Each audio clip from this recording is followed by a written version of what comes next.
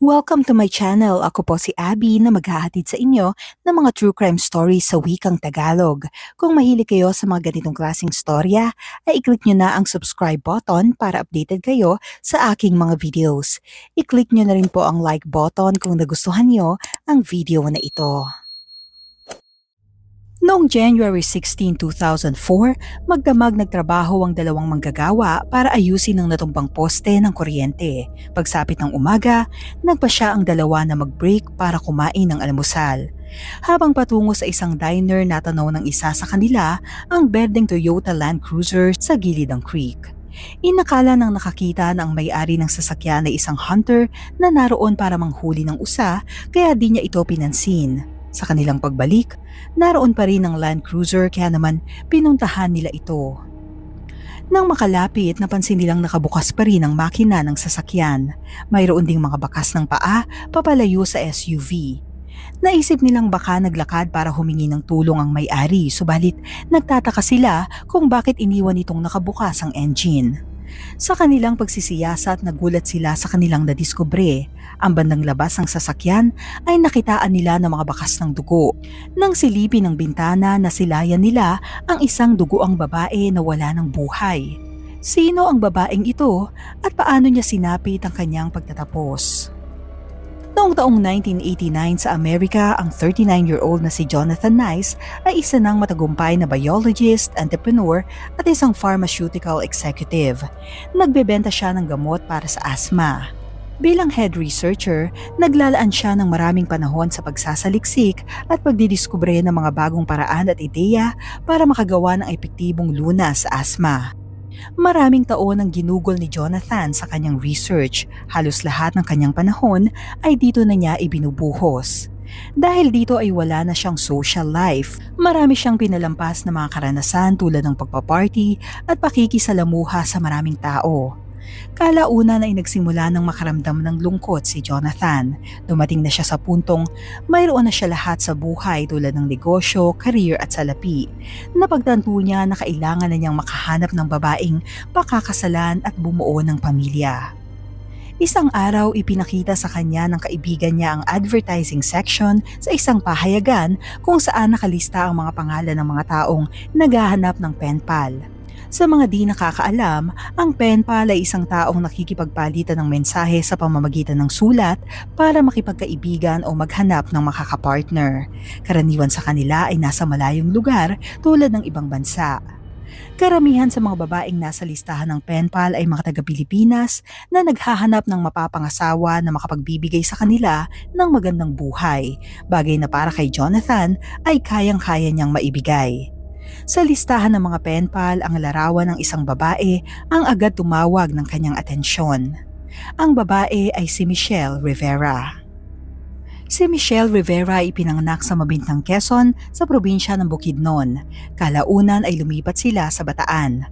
Mahusay na mag-aaral si Michelle ngunit first year college lamang ang kanyang natapos dahil sa hirap ng buhay. Hindi sumama ang kanyang loob o nagreklamo sa kanyang mga magulang nang huminto siya sa pag-aaral, bagkus na masukan si Michelle para makatulong sa pamilya. Pangarap niyang maging maginhawa ang kanilang buhay. Sinulatan ni Jonathan ang nooy 19-year-old na si Michelle na siya namang nagpaunlak. Sa loob ng isang taon ay nagpalitan sila ng mga sulat sa isa't isa. Nag-uusap din sila sa telepono. Kalaunan ay nakapagpalagayan na sila ng loob at naging magkasintahan. Malayo man ang agwat ng kanilang edad ay mukhang nagkakasundo naman sila. Naiintindihan nila ang pangangailangan ng isa't isa. Maibibigay ni Jonathan ang magandang buhay sa Amerika na inaasam ni Michelle. Kapalit nito ay gagampanan niya ang papel ng isang may bahay. Lumipad patungong Pilipinas si Jonathan upang makita si Michelle sa personal sa unang pagkakataon. Sinamantala nila ang panahon na magkasama para lalo pang kilalanin ng isa't isa. Makalipas ang ilang araw ay inaya na ni Jonathan si Michelle na magpakasal at tumira sa Amerika. Matapos ikasal sa Pilipinas ay agad inasikaso ni Michelle ang mga papeles para sa paglipat niya sa ibang bansa.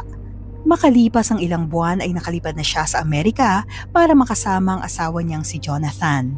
Masaya ang mga unang buwan ng kanilang pagsasama. Ipinasyal ni Jonathan ang kanyang misis sa iba't ibang lugar sa syudad. Ipinakilala niya si Michelle sa pamilya at ilan sa mga kaibigan niya. Pero hindi nila inamin na naging mag-penpal sila. Sinabi nilang nagkakilala sila sa isang beach sa Hawaii.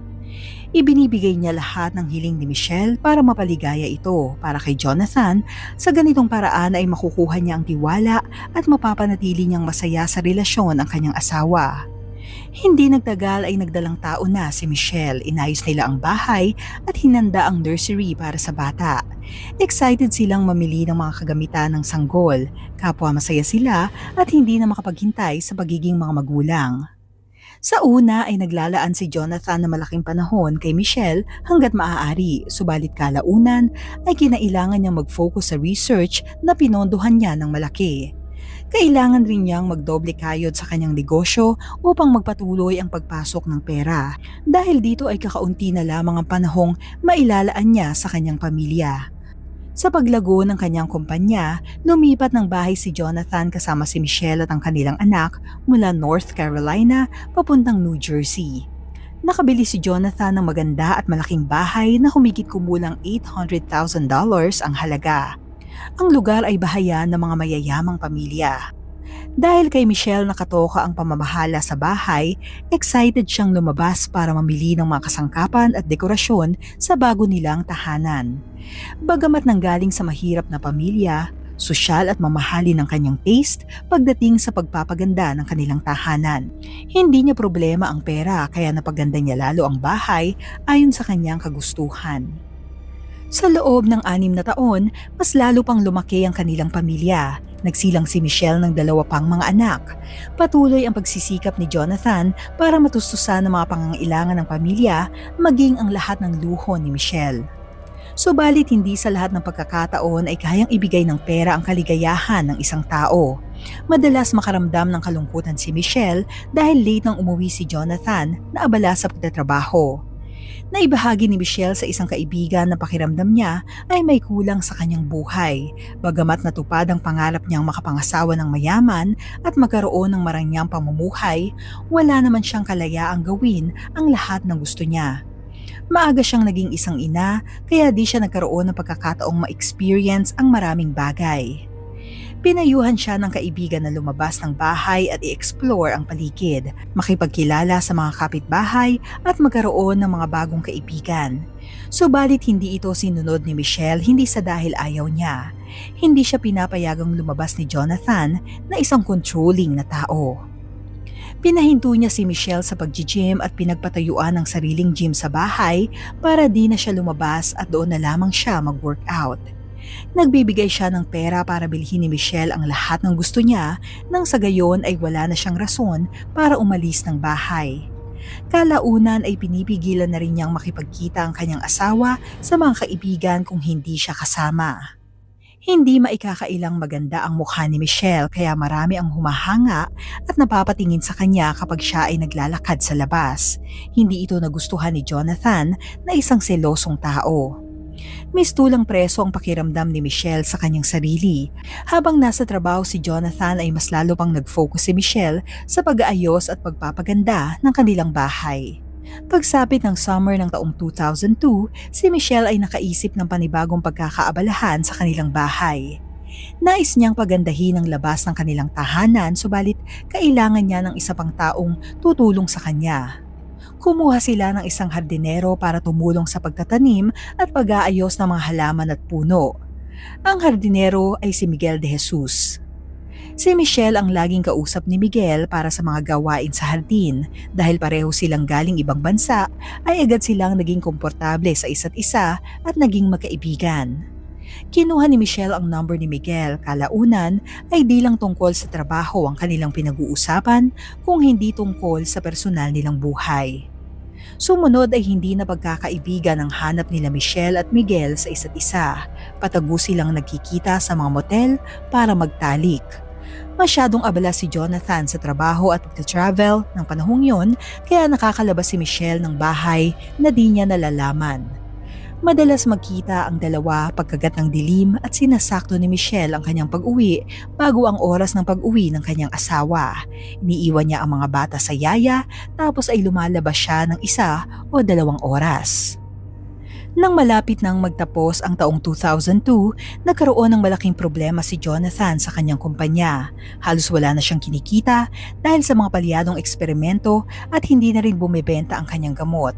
Hindi na sila makasabay sa kanilang mga kakumpetensya. Para maisalba ang kumpanya, nag-alok ang ilang malalaking investors ng pera sa isang kondisyon. Ito ay kung sisisantihin nila si Jonathan sa kanyang posisyon bilang CEO. Para sa kanila, si Jonathan ang dahilan ng pagbagsak ng pharmaceutical company na siya rin ang nagtatag. Sa huli ay binitawan ni Jonathan ang sarili niyang kumpanya. Nalugmok sa depresyon si Jonathan dahil sa mga pangyayari. Ang pinaghirapan niya buong buhay ay naglaho ng parang bula. Nahaharap siya ngayon sa matinding financial problems. Kinailangan na ring magtrabaho ni Michelle para makatulong sa mga gastos. Sa bahay ay madalas nang mag-away ang mag-asawa. Walang araw na di sila nagtatalo.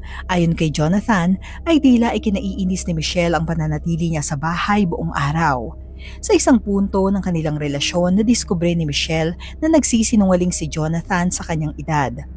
Pagkakaalam niya ay 10 taon lamang ang tanda sa kanya ng asawa, pero ang totoo ay higit pa dito ang kanilang agwat.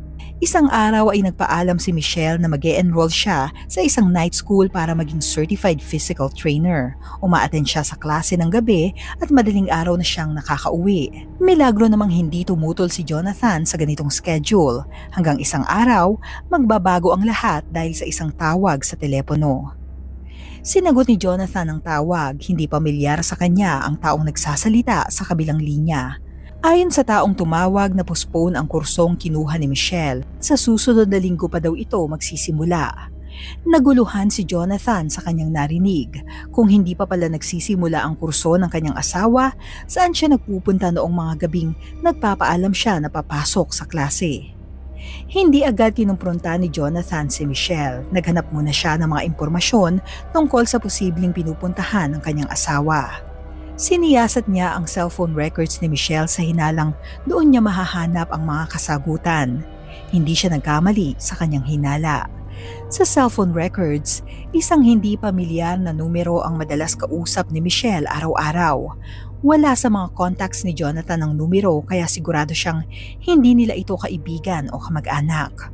Hinanap ni Jonathan ang number sa kanyang laptop at doon ay nadiskubre niya na ang numero ay pagmamay-ari ni Miguel de Jesus. Natandaan ni Jonathan ang pangalan ni Miguel na siyang hardinero nila.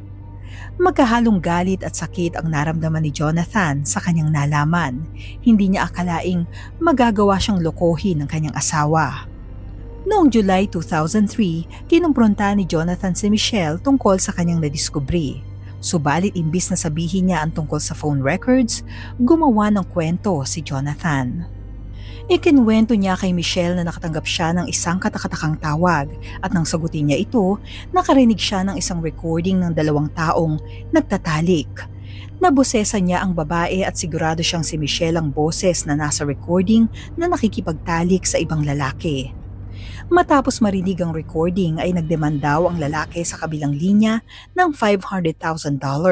Kung hindi daw niya ito ibibigay, ay ipapakalat ng lalaki ang tape sa publiko. Sinabi ni Jonathan kay Michelle na lubos siyang nasaktan sa nalaman niya at ayaw rin niyang masira ang kanyang reputasyon. Napaniwala ni Jonathan si Michelle sa kanyang kwento. Tila na konsensya si Michelle kaya inamin na niya na nagkaroon sila ng relasyon ng hardinerong si Miguel. Sinabi niyang puputulin na niya ang kanilang ugnayan. Inireport nila sa pulis ang pangbablackmail kuno ni Miguel. Si Miguel ay isang immigrant, may pagkamisteryoso ang kanyang identity. Pakilala niya ay nagmula siya sa Guatemala, taga Puerto Rico naman ang sinasabi niya sa iba. Iba-iba rin ang kanyang pangalan, isa dito ay Alexander Castañeda. Nadiskubre ng mga otoridad na nagtatago siya sa mga pulis dahil sa patuloy na di pagbibigay ng child support. Nang kausapin ng mga pulis ay pinabulaanan ni Miguel ang mga paratang sa kanya. Inamin niyang may relasyon sila ni Michelle pero wala siyang alam sa tape at mga blackmail na ibinibintang sa kanya. Wala ring makitang ebidensya ang mga pulis na makapagpapatunay ng pagtawag ni Miguel kay Jonathan. Sa huli ay nagpasya ang mga pulis na ititigil na nila ang investigasyon sa kondisyong puputuli na ni Miguel at Michelle ang kanilang ugnayan sa isa't isa. Sumunod ang dalawa sa kondisyong ito. Matapos ang mga pangyayari ay binigyan ni Jonathan ng matinding atensyon ng kanyang pamilya. Sinubukan niyang makisabay sa mga hilig ni Michelle tulad ng pagpunta sa mga club at pakikihalubilo sa mga tao. Para kay Jonathan ay unti-unti na niyang naibabalik ang kanilang magandang relasyon tulad ng dati. Subalit tila ayaw silang lubayan ng tukso. Umaga ng January 16, 2004, 6 na buwan matapos madiskubre ni Jonathan ang pagtataksil ng asawa, isang local utility company ang umiikot sa lugar para kumpunihin ang mga poste ng kuryenteng naapektuhan ng snowstorm. Maraming residente ang nawala ng kuryente dahil dito. Sa kanilang paglilibot, natagpuan nila ang isang bedeng Toyota Land Cruiser sa baba ng bangin. Nang kanilang lapitan, tumambad sa kanila ang labi ng isang babae. Nang makarating ang mga otoridad, agad nilang nakilala ang babae sa sasakyan. Ang babaeng wala ng buhay ay si Michelle Nice. Base sa kondisyon ng sasakyan at ng labi, tiyak nilang hindi ito tipikal na aksidente lamang. Kaunti at minor damage lang ang nakita nila sa sasakyan ikumpara sa mga natamo ni Michelle. Nakitaan nila ng maraming galos at pasa si Michelle. Mayroon ding mga defensive wounds na nakita sa kanyang mga kamay. Sa labas ng sasakyan, natagpuan nila ang mga bakas ng sapatos mula sa pinto ng driver papalayo sa sasakyan. Malinaw na tinangkang pagmukaing aksidente ang mga pangyayari. Sa loob ng SUV natagpuan din nila ang isang maletang naglalaman ng mga damit ng babae. 5 minuto lamang ang layo na natagpo ang sasakyan sa tahanan nila Michelle kaya pinuntahan nila ito. Kinausap nila si Jonathan at ipinarating ang masamang balita tungkol sa kanyang asawa. Ayon kay Jonathan, huli niyang nakita ang kanyang asawa bandang 4 to 4:30 ng hapon. Sinabi niyang maayos na ang kanilang relasyon sa kabila daw ng pinagdaanan nilang mga problema ay hindi sila nag-aaway o nagkakaroon ng argumento. Hinala niya ay may kinalaman si Miguel sa pagkamatay ni Michelle. Sa kanilang investigasyon, umalis si Michelle bandang 4:00 ng hapon para pumasok sa trabaho sa isang mall. Nilisan niya ang mall bandang 9:15 p.m. na nahagip din sa CCTV. Nagpaalam siya kay Jonathan na lalabas siya kasama ang isang kaibigang babae, subalit ayon sa kaibigan, hindi natuloy ang kanilang lakad dahil kinansela ito ni Michelle bandang 9:50 p.m. Natunton at kinausap ng mga otoridad si Miguel. Ayon sa kanya, hinintunan niya ang pakikipag-ugnayan kay Michelle matapos siyang i-report ng mag-asawa. Subalit kalaunan ay muli itong nagparamdam sa kanya. Inamin niyang magkasama sila ni Michelle noong gabi bago matagpuan ang kanyang labi. Bandang 10 p.m., nagkita sila at nag-check-in sa motel na lagi nilang pinupuntahan para magtalik. Nag-check out sila makalipas ang 2 oras. Matapos noon ay inihatid niya si Michelle kung saan nakaparada ang kanyang sasakyan. Nang makaalis na si Michelle, nagtungo si Miguel sa isang local bar. Doon ay nakipag-inuman siya sa isang kaibigan. Pinuntahan ng mga pulis ang bar, namukhaan ng bartender si Miguel at kinumpirma niyang naroon siya sa oras ng pagkamatay ng biktima. Natandaan din ng bartender kung sino ang kasamang kaibigan ni Miguel sa bar ng gabing yun. Siniyasat nila ang suot ng sapatos ni Miguel, hindi tumutugma ang swelas at sukat ng sapatos sa bakas ng sapatos na natagpuan nila sa crime scene. Tila kumbinsido ang mga pulis na walang kinalaman si Miguel sa pagkamatay ni Michelle. Muli nilang ipinatawag si Jonathan para kausapin. Sa police station, muli niyang itinanggi na may kinalaman siya sa sinapit ng kanyang asawa. Malugod niyang sinagot ang mga tanong ng investigador. Subalit habang hinahatid siya ng mga pulis pauwi sa kanilang bahay, isang impormasyon ang naibigay niya dahilan para ituring siyang suspect sa pagkamatay ni Michelle. Sinabi niya sa mga pulis na mabuti na ang relasyon nilang mag-asawa at halos nagbalik na sila sa normal hanggang sa nagkaroon sila ng away noong gabi bago matagpuan ang labi ni Michelle. Hindi ito tumugma sa nauna niyang salaysay kung saan sinabi niyang huli niyang nakita ang asawa bandang 4 to 4:30 ng hapon. Pinuntahan at siniyasat ng mga otoridad ang tahanan ni Jonathan para makakuha ng mga ebidensya. Sa garahe natagpuan nila ang mga pira-pirasong swelas ng sapatos. Pinagdikit-dikit nila ang mga piraso ng swelas hanggang sa mabuo nila ito. Tumugma ito sa mga bakas at sukat ng sapatos na natagpuan nila sa crime scene. Kinakitaan rin nila na mga bakas ng dugo ang dingding at sahig ng garahe, maging ang hagdanan sa loob ng bahay. Sa garahe natagpuan nila ang mga markang dulot ng hydrogen peroxide na malamang ay isa sa mga ginamit na panlinis. Ayon sa mga investigador, hindi sa lahat ng pagkakataon ay kayang tanggalin ng kemikal na ito ang mga bakas ng dugo. Naging malinaw sa mga otoridad na ang murder ay naganap sa mismong pamamahay ng mga nice. Dahil sa mga matibay na ebidensyang nakuha sa kanilang bahay, muling ipinatawag ng mga pulis si Jonathan. Nang muling makaharap ang mga investigador, tinanong ni Jonathan sa mga pulis kung totoo bang nakipagkita si Michelle kay Miguel noong gabi bago siya mamatay. Kinumpirma nilang magkasama ang dalawa noong gabing yon. Napahagulgol si Jonathan sa kanyang narinig, sumunod ay umamin siya sa kanyang nagawa.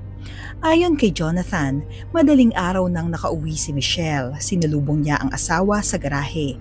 Aminado siyang matinding galit ang naramdaman niya ng panahong yon dahil may kutob siyang nakipagkita ang kanyang asawa sa kalaguyo nitong si Miguel. Sinigawan niya si Michelle dahil sa pag-uwi ng madaling araw. Lumabas daw si Michelle sa sasakyan at sumugod papunta sa kanya akmang sasaksakin siya gamit ang isang matalim na bagay. Para protektahan ang sarili, inumpog niya ang ulo nito sa konkretong sahig ng ilang beses dahilan para ikasawi ng biktima. Sinabi niyang self-defense ang kanyang ginawa at hindi niya intensyong patayin ang kanyang asawa. Matapos noon ay nagpanik siya at nag-alala na baka matuklasan ng kanilang mga anak ang pangyayari kaya inilagay niya ang labi ng asawa sa sasakyan at nagmaneho papalayo sa bahay. Naisip niyang palabasing car accident ang ikinamatay ni Michelle.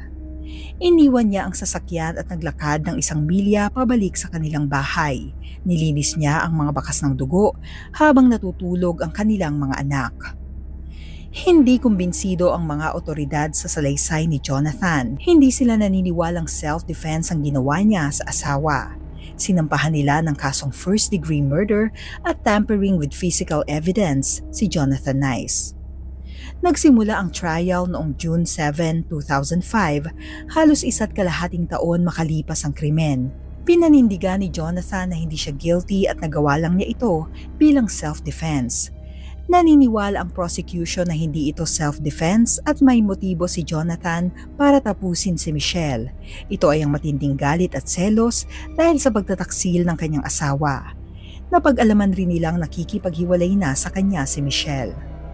Ayon sa kanila, pag-uwi ng bahay ni Michelle noong January 16, 2004, nagkaroon ng matinding pagtatalo sa pagitan ng mag-asawa dahil sa pakikipagkita ni Michelle sa kanyang kalaguyo. Nang gabing yun ay nakikipaghiwalay na si Michelle, inimpake na niya ang mga damit sa isang maleta para lumayas ng bahay. Nang makapasok sa sasakyan, hinila siya ni Jonathan palabas at hinampas ang kanyang ulo ng 3 o 4 na beses sa konkretong sahig. Nagdulot ito ng malalang injury sa kanyang mukha at iba pang bahagi ng kanyang ulo. Matapos noon ay ipinasok niya sa SUV ang labi ni Michelle para palabasing aksidente sa sasakyan ang ikinamatay ng asawa. Nang matuklasan ng mga otoridad na may foul play, idiniin ni Jonathan ang krimen kay Miguel. Nakakuha naman ng simpatya si Jonathan sa mga jury. Naiintindihan nila ang galit na nararamdaman niya matapos siyang pagtaksila ng kanyang asawa. Napababa ang kaso ni Jonathan mula first-degree murder, nahatulan siyang guilty sa kasong passion provocation manslaughter at tampering with evidence. Nasintensyahan siya ng 8 taong pagkakabilanggo. Nakalaya si Jonathan makalipas ang 5 taon. Pagsapit ng taong 2020, ang nooy 73-year-old na si Jonathan ay muling nilitis para sa kasong fraud dahil sa pagbebenta ng mga gamot na nagbibigay lunas umano sa sakit na cancer ng mga aso. Nasintensyahan siya ng 97 months o higit 8 taong pagkakabilanggo.